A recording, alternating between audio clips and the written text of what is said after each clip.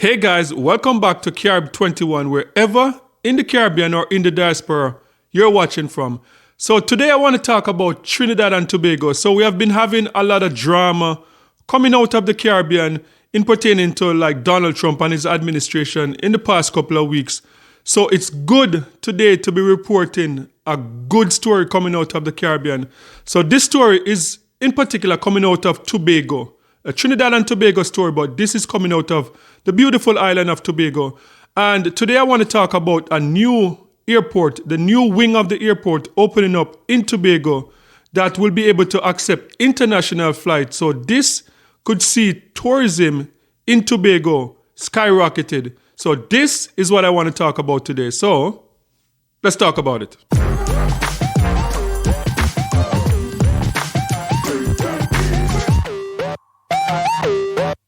Okay, so I just saw some good news coming out of Trinidad and Tobago, and this is about the completion of the airport in Tobago, that an airport that already exists, but they are the transformation of this airport and a new section to the airport that will see this airport being able to accommodate over 1 million people arriving in Tobago on a yearly basis. So this is good news coming out of Tobago. And the reason why I find this so good because I attended the Trinidad and Tobago Festival, the first Trinidad and Tobago Day in downtown Toronto at the Nathan Phillips Square a few months ago in Toronto.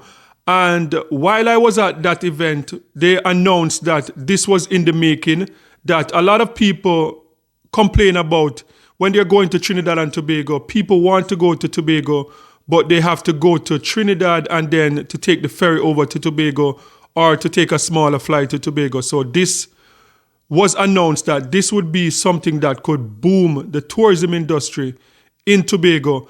And one of the things I would say where I believe that the leaders in Trinidad and Tobago have dropped the ball over the past decades is that Trinidad and Tobago made millions or billions of dollars, I would say, out of oil, being an oil-rich nation in the Caribbean over the past about 100 years now. Trinidad and Tobago has been seen as an oil-rich nation, and a lot of people have complained about the lack of vision of the government in terms of diversifying that investment into tourism.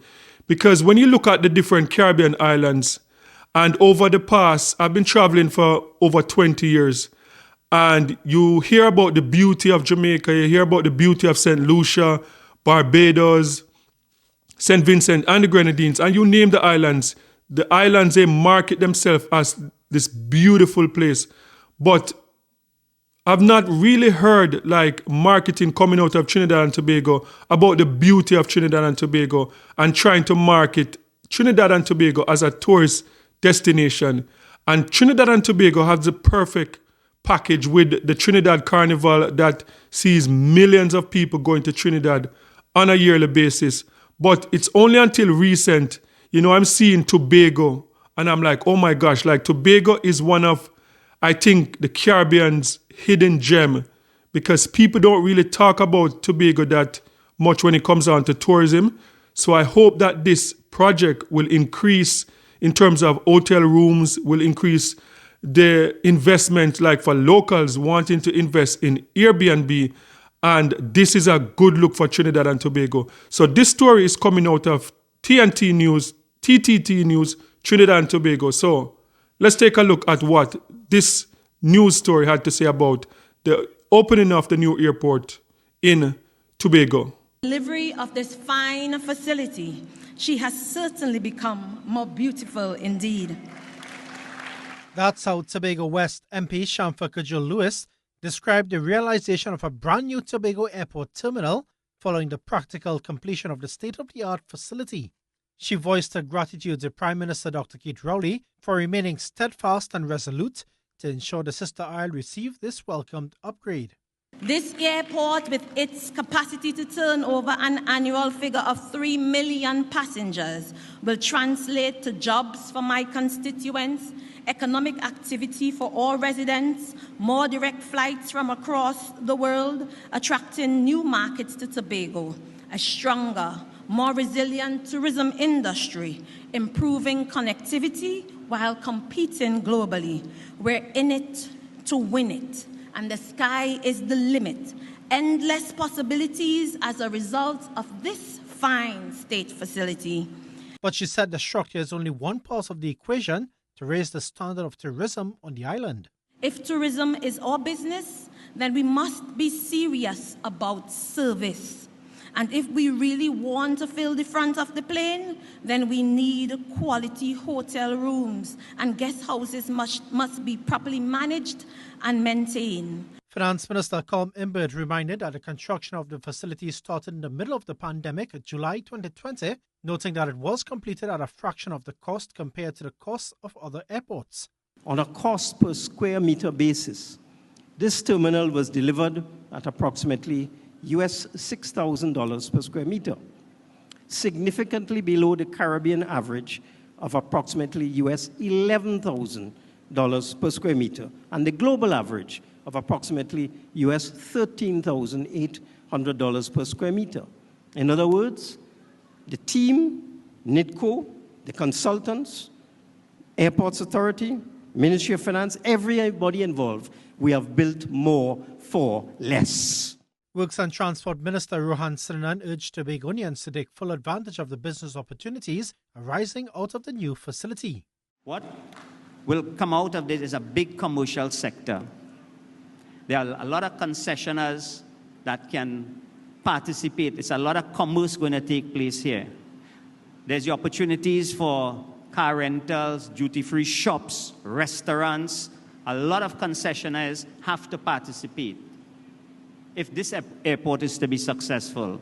Minister Imbert, meanwhile, hailed the construction of the airport, pointing out that certain features are not even seen in other Caribbean tourism destinations.